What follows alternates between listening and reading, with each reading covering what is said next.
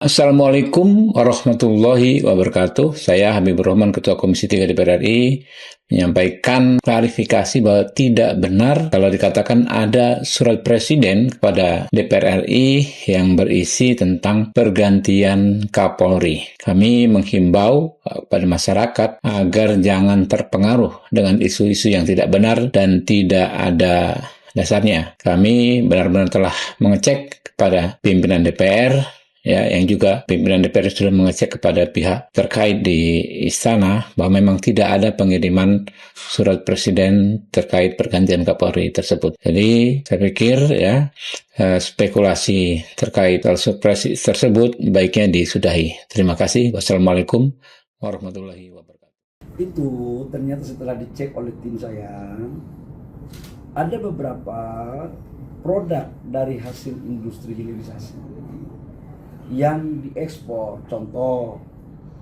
nikel ataupun tembaga, yang memang ada kadar tertentu dan ada isinya tentang logam tanah jarang, ikutan sebenarnya.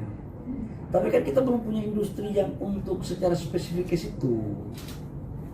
Contoh, orang melakukan industri NPI. NPI itu kan prosesnya kan baru 40-50%. Pasti di dalamnya itu masih ada komponen-komponen mineral lain yang ikut, ada besinya macam-macam lah gitu. Ya namanya saja baru 50%. Nah sekarang lagi dipetakan secara baik agar teman-teman investor juga yang melakukan industrinya bisa berjalan, tetapi juga bisa kita melakukan kanalisasi untuk logam tanah jalannya tidak menjadi masalah di kemudian hari. Tata kelola regulasi untuk tata kelola LPG sendiri lagi disiapkan ya Pak ya, untuk mekanismenya seperti apa gitu? Kalau kami kan di ESDM itu kan adalah hulunya, kemudian izin industrinya, produknya itu kan adanya di kementerian lain. Terus untuk ekspor itu kan di kementerian yang punya kewenangan untuk melakukan ekspor. Jadi Kementerian SDM ini bukan kementerian dengan segala mahafirmannya, nggak ada. Gitu ya.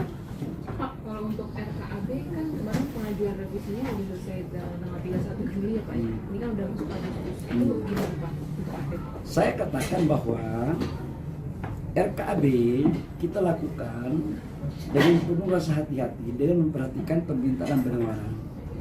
Tujuannya satu sebenarnya teman-teman, adalah idealnya itu kita menambangnya banyak, tapi juga harganya harus bagus. Kalau kita produksinya banyak, harganya nggak bagus, negara rugi nggak? Kita ini kan di satu sisi kan kalian mengajarkan kita untuk menanyakan tentang pertambangan yang berkesinambungan.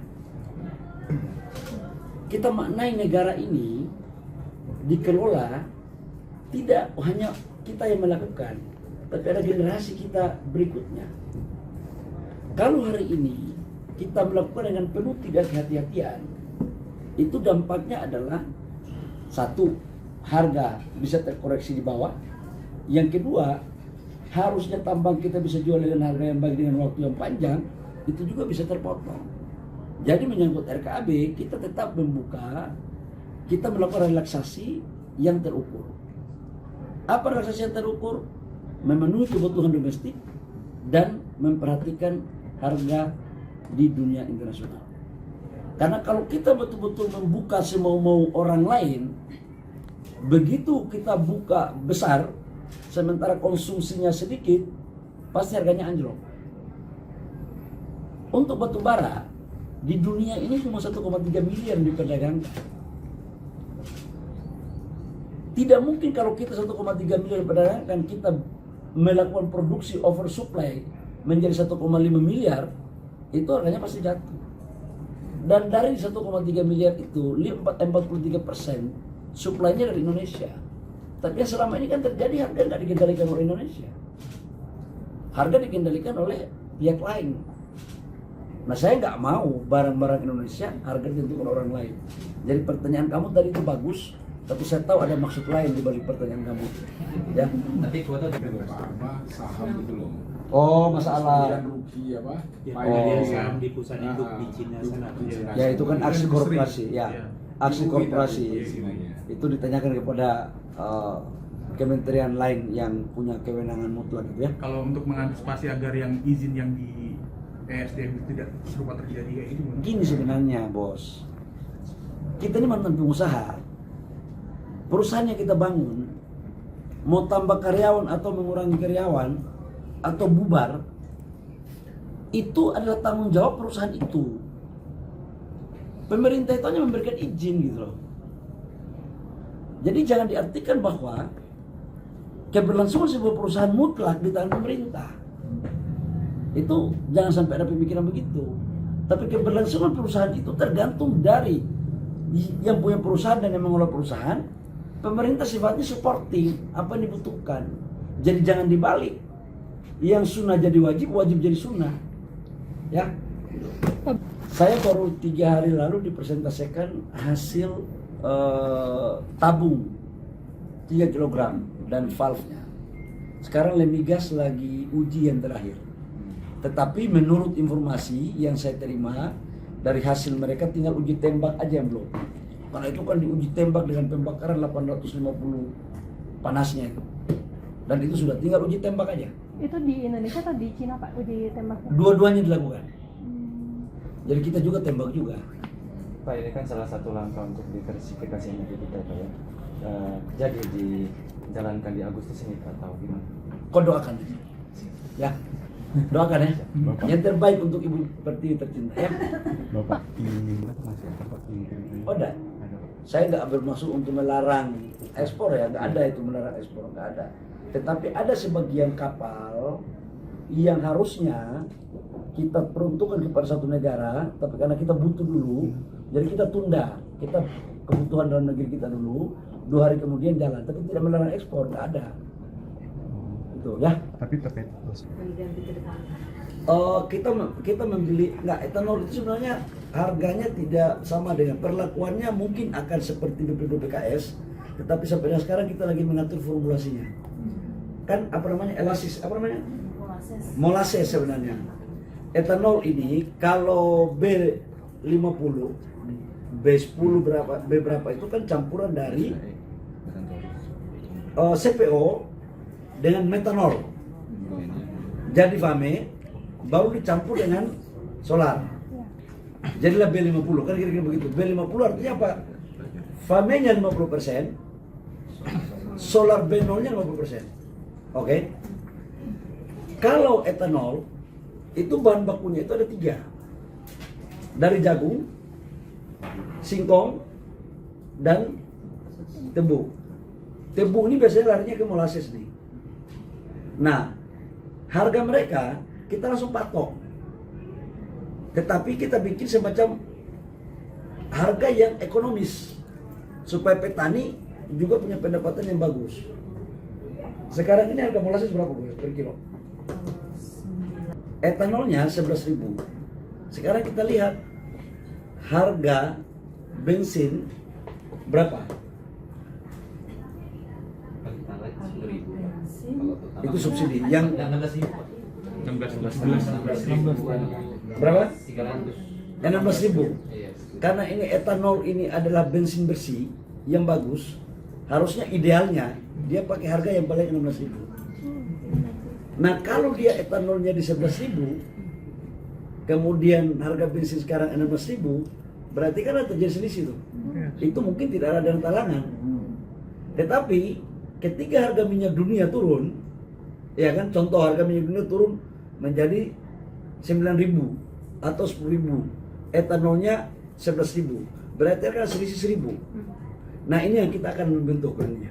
Kita akan membuat satu formulasi yang baik untuk kepentingan industri, petani, dan negara. Dikasih ke BPDP lagi. Tinggal menunggu waktu yang tepat dari Bapak Presiden. Pabriknya sudah jadi, kalau teman-teman melihat silakan. Jadi sudah ada 2 pabrik baterai yang kita bangun ya. Satu adalah LG, di saat saya masih jadi Menteri Investasi, kan teman-teman ikuti juga kan. satu adalah CATL. Di saat saya sudah jadi Menteri SDM. Ini disebut dengan hilirisasi yang ekosistem baterainya kita bangun semua di negara kita. Terkait dengan kendaraan listriknya Pak ya, kalau di dunia ini kan mazhabnya ada dua, ada LFP dan juga NMC. Kalau kelihatannya dunia banyak pakai LFP. Gini, Nah, terus. kalau yang jarak-jarak pendek itu LFP biasanya. Tapi kalau yang jarak panjang itu nikel masih lebih paten. Jadi kalian jangan terprovokasi. Ini saya salah satu menteri yang ikut barang ini dari awal. Sejak saya masih kepala BKPM. Jadi jangan ada mengatakan bahwa oh ini LFP lebih murah. Lebih murah ya namanya barang pendek ya murah lah. Kalau barang bagus benar yang murah.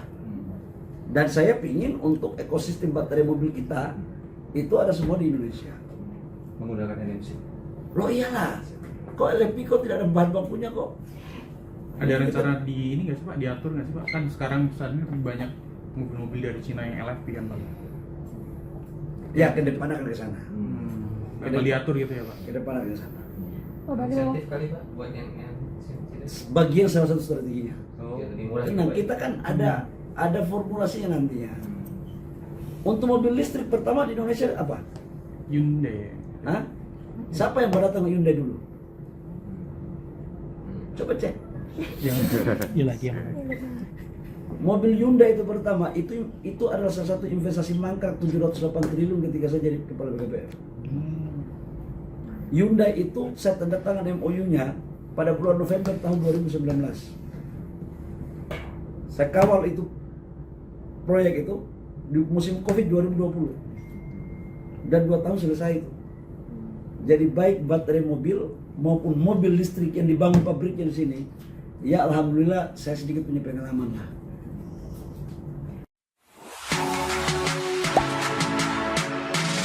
Gak sempet baca? Dengerin aja, klik icon text to speech di okezone.com.